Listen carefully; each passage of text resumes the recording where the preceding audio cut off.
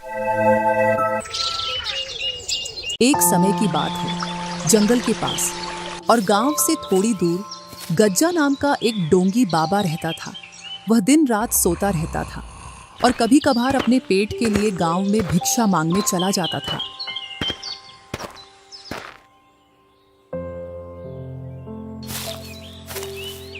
अरे, आज फिर से सूखी रोटी और दाल मिली है, जबकि गांव के कई घरों से पकवान की खुशबू आ रही थी। गांव वाले कभी साधु संत का सत्कार करना नहीं जानते। ऐसे ही गुनगुनाते हुए गज्जा अपनी कोठरी के पास पहुंच जाता है। वहीं रूखी सूखी रोटी खाकर वह सो जाता है।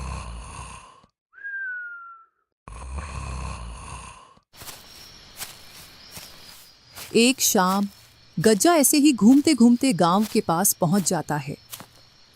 जब वह मुखिया के घर के पास पहुंचता है तो उसको पकवान की मस्त खुशबू आती है।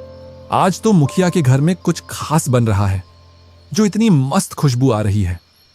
अगर इससे भोजन मांगूंगा तो यह मुझे वही सूखी रोटी पकड़ा देगी। क्यों ना थोड़ा इंतजार करूं। जैसे ही मुखिया की पत्नी रसोई घर से इधर उधर हुई तो कुछ पकवान लेकर अपने मुकाम पर पहुंच जाऊंगा। थोड़ी देर बाद मुखिया की पत्नी रसोई घर से बाहर चली जाती है।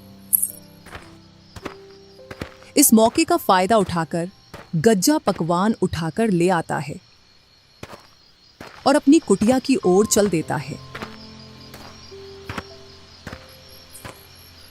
अपनी कुटिया में पहुंचकर मस्त खाना खाता है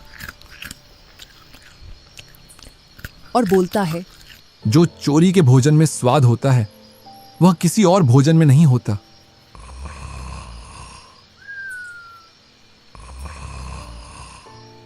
ऐसे ही वह हर शाम गांव में जाता और अपनी भोजन की व्यवस्था करके आ जाता।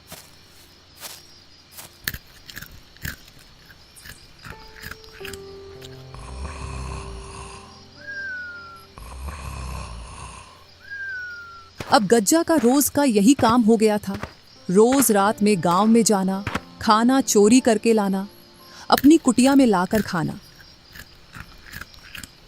और दिन भर सोना।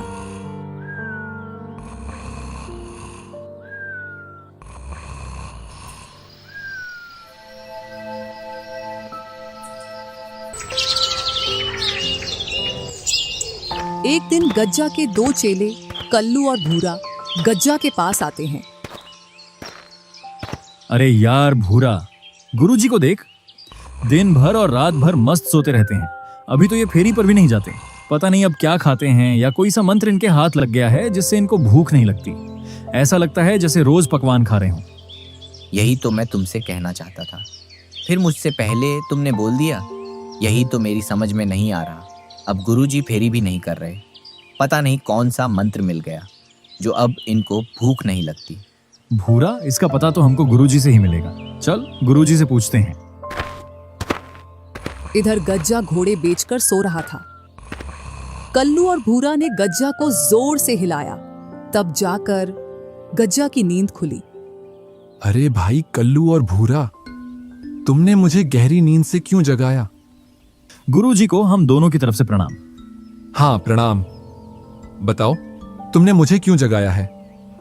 गुरुजी, एक बात बताओ, आप दिन भर सोते रहते हो और रात के समय में कोई भी गांव वाले घर से बाहर नहीं निकलते जिससे कि तुम भिक्षा मांग लाओ। गुरुजी, हम दोनों इसी बात को लेकर चिंतित हैं कि आप बिना खाए पिए इतना दिनों तक कैसे जीवित हैं। तो आप खाते क्या हो? हमारी समझ में ये बात नहीं आ रही है। तुम दोनों को तो पता है मैं कितना ध्यान में लीन रहता हूं। बस उसी का फल है कि मैं अब अपनी सिद्धि के द्वारा अपने शरीर पर कंट्रोल रख सकता हूं। यही कारण है कि अब मुझको दिव्य शक्तियां प्राप्त हो गई हैं और अब मुझको भूख भी नहीं लगती है। तुमको लगता है कि मैं सारे दिन सोता रहता हूं, जबकि मैं सोता नहीं हूं। जमीन पर लेटकर अपनी आंखें बंद करके ध्यान में लीन रहता हूं। माफ करना गुरुजी, हम तो आपके पास कुछ और ही सोच कर आए थे, पर आप तो और कुछ ही निकले। आप अपने ध्यान में लगे रहो। हमको तो ज्ञान प्राप्त हुआ नहीं, हमको तो अब मेहनत करके जीवन का गुजारा करना पड़ेगा। ठीक है मेरे शिष्यों, अब मेरा ध्यान में लीन होने का समय हो गया है। तुम जाओ और मुझे परमात्मा में लीन होने दो। भूरा और कल्लू वहां से चले जाते हैं। इधर गज्जा अपनी नींद में व्यस्त हो जाता है। अरे यार भूरा, तुझको गुरुजी की बातों में कितनी सच्चाई नजर आती है। कल्लू यार, हो सकता है गज्जा को ज्ञान प्राप्त हो गया हो। वैसे तो वर्षों से गुरुजी बना बैठा है, क्या पता उसने कोई सिद्धि प्राप्त कर ली हो। कुछ भी हो भूरा, लेकिन मुझको यह बात हजम नहीं हो रही है कि उस गज्जा को सिद्धि प्राप्त हो सकती है। तूने देखा नहीं था वो किस तरीके से अपने शिष्यों के साथ बदतमीजी से पेश आता था। हाँ भाई, बात तो ठीक कह रहा है। उसने एक दिन गांव के रमेश की लड़की छेड़ दी थी जब वो उसके पास शिक्षा लेने आई थी। कुछ तो गड़बड़ है, इस गुरुजी पर निगाह रखना पड़ेगा। हाँ भाई, हम गुरुजी पर कुछ दिनों के लिए निगाह रखें, फिर हमको पता चल जाएगा कि वो क्या खाता है और क्या पीता है और उसको सिद्धि प्राप्त हुई है या नहीं।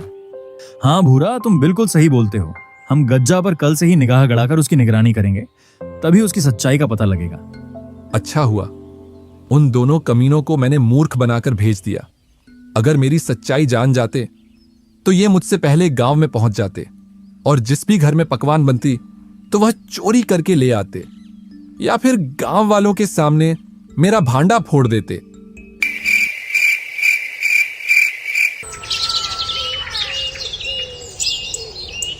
और सूरज की पहली किरण के साथ भूरा और कल्लू गज्जा गुरुजी पर निगरानी करने लगे। आज तो गांव में किसी के घर मालपुआ मिल जाए तो खाने में मजा ही आ जाएगा। बहुत दिनों से मालपुआ नहीं खाए। भूरा, वो देखो, गुरुजी जाग गए हैं और खुद से ही बातें कर रहे हैं। अब पता नहीं क्या बातें कर रहे हैं, सुनाई तो यहां तक नहीं दे रहा है। कोई बात नहीं है कल्लू, सुनाई नहीं दे रहा तो क्या हुआ, गुरुजी तो हमको दिखाई दे रहे हैं। जो कुछ बातें कर रहे हैं उसके हिसाब से आगे कुछ करेंगे, तभी हम उनका पीछा करेंगे। करने दो, क्या बातें कर रहे हैं अपने आप से।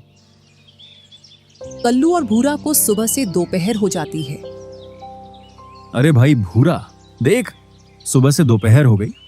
गुरुजी यहां से तो कहीं भी नहीं गए हैं और एक बार कुठरिया में जाकर फिर से पेड़ के नीचे आकर दोबारा सो गए। कल्लू, तू जाने की तो छोड़, एक बार से दूसरी बार वे खड़े भी नहीं हुए। मुझे लगता है उनको सिद्धि प्राप्त हो गई है। हम तो वे फजूल में उन पर शक कर रहे हैं। चल, यहाँ से चलते हैं। अरे भूरा सुन, मान खड़ा रहे, उसे कोई सिद्धि प्राप्त नहीं हुई है। वो तो सोया पड़ा है। जब आदमी ध्यान में होता है तो आदमी अपने बलबूते पर खड़ा होता है, पर यहाँ गुरुजी को देख, वो जमीन पर ऐसे पड़े हैं जैसे पानी में भैंस पड़ी हो। कुछ न कुछ अवश्य है। तू रात होने का इंतजार कर। ठीक है कल्लू भाई, तुम बोलते हो तो इंतजार कर लेता हूँ। जैसे ही रात होती है तो गज्जा खड़ा होकर गांव की ओर चल देता है। अरे कल्लू, वो देख, गुरुजी तो गांव की ओर जा रहे हैं। हाँ भूरा, चल, हम भी इनका पीछा करते हैं। भूरा और कल्लू चोरी छिपे गज्जा का पीछा करते हैं और गज्जा जैसे ही गांव में पहुंचता है तो चोरी छिपे घरों के आसपास घूमने लगता है। गुरुजी घर के आसपास क्यों घूम रहे हैं, मेरी तो कुछ भी समझ में नहीं आ रहा है। सब्र कर भूरा, सब्र कर, और देख गुरुजी क्या करते हैं। इस घर में से पकवान की खुशबू आ रही है। चलो जल्दी से इस घर से खाना ले आता हूं। अभी कोई भी नहीं दिख रहा है। कल्लू और भूरा ने थोड़ा इंतजार किया और गज्जा उस घर में से खाना चोरी करके अपनी कुठरिया की ओर चल देता है। वो देख, गुरुजी तो इस घर में से खाना चोरी करके लेकर जा रहे हैं। लगता है यही इनकी सिद्धि का राज है। इनको कोई सिद्धि नहीं मिली है, ये तो गांव में से खाना चोरी करके खाता है। चल कल्लू, क्यों ना हम गांव वालों को बता दें कि इनका खाना गज्जा चुरा कर ले जाता है। अरे भाई, पागल है क्या तू? कभी तो अपनी खोपड़ी का इस्तेमाल कर लिया कर। जरा सोच, गुरुजी तो बैठे बैठे खाना खा रहे हैं, पता नहीं कब से गांव वालों के पकवान खा रहे हैं। क्यों ना गुरुजी का खाना हम चुरा लें, जो वे चुरा कर लाते हैं। जब वह गांव से चुरा कर लाएंगे और अपनी कुटिया में उस खाना को रखकर नदी में पानी भरने जाएंगे, तब हम उनका खाना चुरा कर खा लेंगे। हाँ कल्लू, ये तो बहुत अच्छा आइडिया है। कल से तैयार रहना।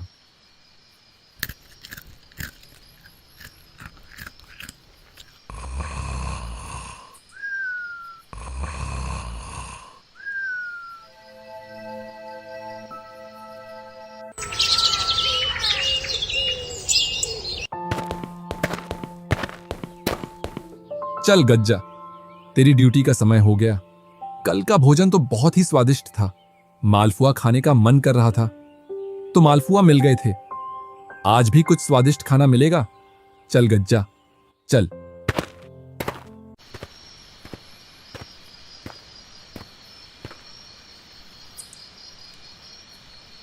और गज्जा गांव से खाना चोरी करके लाकर अपनी कुठरिया में रख देता है। फिर अपना कमंडल लेकर नदी की ओर पानी भरने के लिए चल देता है। इधर कल्लू और भूरा गुरुजी का पीछा कर रहे थे। जैसे ही गज्जा नदी की ओर निकला, वो दोनों कुठरिया में जाकर खाना चुरा लाते हैं।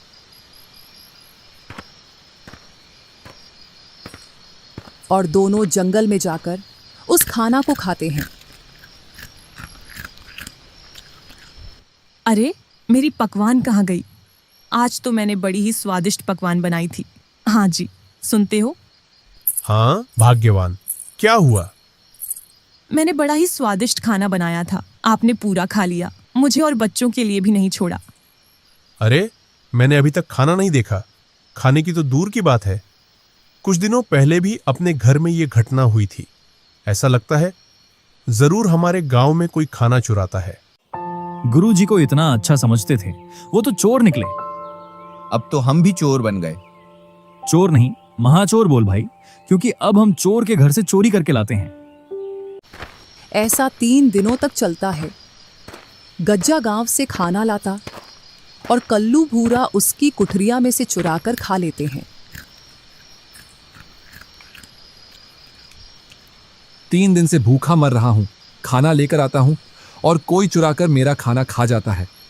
आज ना, पहले मैं पानी लेकर आता हूं, इसके बाद खाना चुराने जाऊंगा। गज्जा आज पहले नदी से पानी लाता है। इसके बाद वह गांव में खाना चोरी करने के लिए जाता है। और कुछ देर बाद खाना चोरी करके ले आता है और वह खाना खाकर मस्त सो जाता है।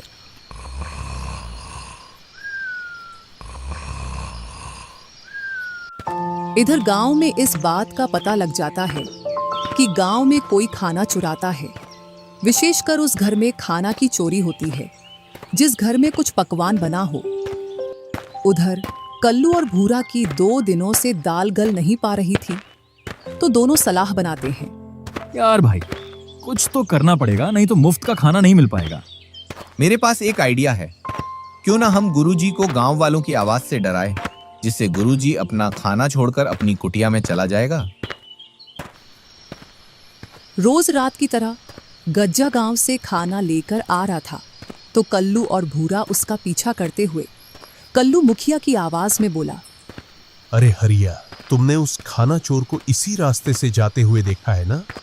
हाँ मालिक, खाने की खुशबू आ रही है। लगता है चोर यहीं कहीं आसपास है। इतना सुन गज्जा के रोंगटे खड़े हो गए। वह अपने मन में सोचता है, इस खाने को मैं इन झाड़ियों में छिपा देता हूं, जिससे यह मुखिया और उसका नौकर यहां से निकल जाए। गज्जा उस खाना को झाड़ियों में छिपाकर वहां से कुटिया की ओर चला जाता है। कल्लू, अपना आइडिया तो काम कर गया। ले भाई, जी भर के खाना खा। जल्दी खाना खाकर निकल चलो यहाँ से, नहीं तो गुरुजी आ जाएंगे।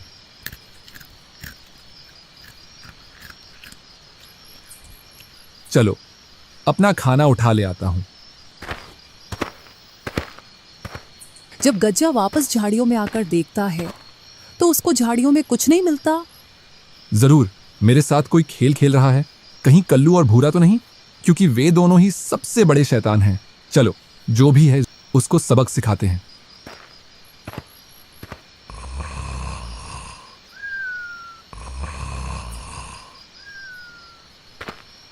दूसरी रात जब गज्जा खाना चुरा कर आ रहा था, फिर से कल्लू और भूरा ने गांव वालों की आवाज निकालकर गुरुजी को डराया और गज्जा फिर से खाना को झाड़ियों में छिपाकर। चलो, उस पेड़ के पीछे छिपकर देखता हूं कौन मेरे खाना को चुराता है। थोड़ी देर बाद गज्जा देखता है तो उसका मुंह खुला का खुला रह जाता है और वह बोलता है, कल्लू और भूरा, मैं बताता हूं गुरु क्या होता है।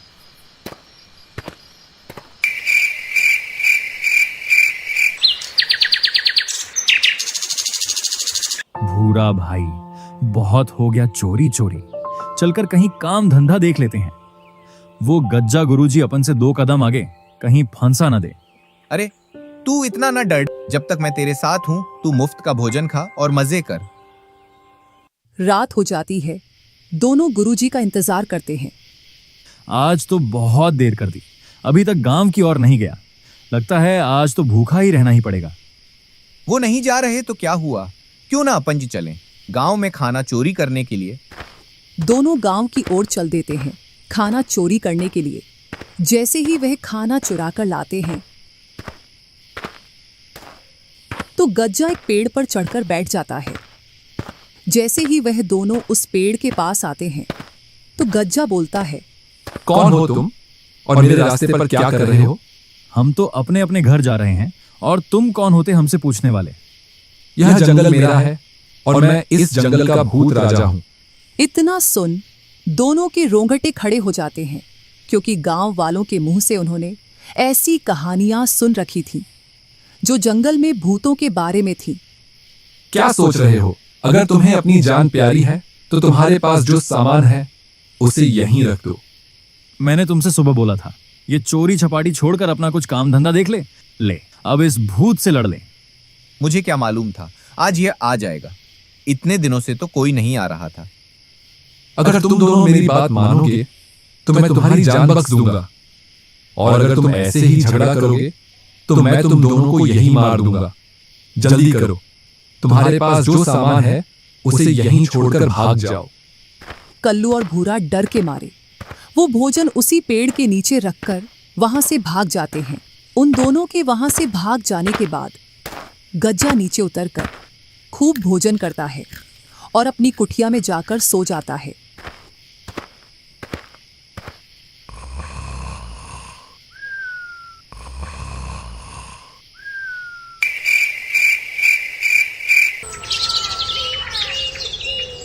दूसरे दिन देख भाई कल्लू, गुरुजी कैसे आराम की नींद ले रहे हैं। अगर ये भूखे होते तो उठ उठ बैठते। मुझे तो लगता है इन्होंने ही कल हमें बेवकूफ बनाया है। इधर पूरे गांव में यह बात फैल गई थी कि घरों से खाना चोरी हो रहा है। मुखिया जी, लगता है आप इस घटना को महत्व नहीं दे रहे हैं। हाँ मुखिया जी, कभी मेरे घर से खाना चोरी हो रहा है, कभी इसके घर से। कल को तो और भी बड़ी चोरी हो सकती है। जल्द ही इस समस्या का हल निकालिए। हल तो एक ही है, हम सबको मिलकर रात में अपने आसपास निगरानी रखना पड़ेगा, और साथ ही आज कोई भी व्यक्ति अपने घर में पकवान नहीं बनाएगा। पकवान सिर्फ आज रमेश के घर में बनेगा, तभी हम उन लोगों को पकड़ पाएंगे। जी मुखिया जी। चलो, इसका भी पता लग जाएगा आज। हाँ भाई, जरूर, क्यों नहीं। जैसे ही रात होती है तो वे दोनों अपने काम में लग जाते हैं। इधर कुछ गांव वाले उनको देख लेते हैं। अभी इनका कुछ भी नहीं करना, इनको तो उनके अड्डे पर जाकर पकड़ेंगे। चलो, अपने मुकाम पर पहुंच जाता हूं। जरूर दोनों चेले भोजन की चोरी करने गए होंगे। जैसे ही वह दोनों भोजन चोरी करके गांव से बाहर आते हैं तो उनके पीछे गांव वाले और मुखिया लग जाते हैं। जैसे ही वह दोनों पेड़ के नीचे आते हैं तो फिर से उन्हें आवाज आती है। वह दोनों डर के मारे खाना उसी पेड़ के नीचे रख देते हैं और आगे बढ़ जाते हैं। उधर गांव वाले भी पास में छिप जाते हैं। रुक कल्लू, रुक। यहीं रुक कर देखते हैं कि कौन इस पेड़ से नीचे उतरकर अपना खाना खाता है। हाँ भाई। वह दोनों थोड़ी देर तक वहीं रुककर देखते हैं तो पेड़ से नीचे उतरते हुए गुरुजी दिखाई देते हैं। अपना शक सही निकला। हो ना हो गुरुजी ही होंगे। दोनों गज्जा के पास आकर बोले, वाह गुरुजी, आप तो ये बहुत अच्छा काम कर रहे हो। हम तो इतनी मेहनत से भोजन लेकर आए थे और आप हमको डराकर हमारा भोजन छीन कर खा रहे हो। तुमने भी तो यही किया था मेरे साथ, मेरे भोजन को चुरा कर खाया था। हाँ, तो वो कौन सा तुम्हारी मेहनत का था? तुम भी तो गांव से चुरा कर लाते थे। बस करो तुम दोनों, वरना मैं सभी गांव वालों को बता दूंगा कि तुम गांव से भोजन चुरा कर लाते हो। हाँ बता दो, हम भी बता देंगे कि जो पहले गुरु ने किया वही उनके चेलों ने किया। इतने में ही मुखिया और गांव वाले वहां आ जाते हैं और मुखिया बोलता है, हम ही आपके पास आ गए और हमें बताने की जरूरत नहीं है कि पहले कैसे गुरु हमारे भोजन को चुराता था और फिर बाद में कैसे उसके चेले भी हमारा भोजन चुराने लगे और गुरु और चेले एक दूसरे का भोजन चुराने लगे। अरे इतनी हेरा फेरी से कौन चोरी करता है?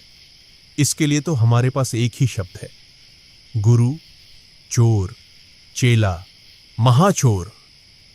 चलो, तुम तीनों को सजा मिलेगी। पकड़ लो इनको और ले चलो गांव में, इन तीनों को।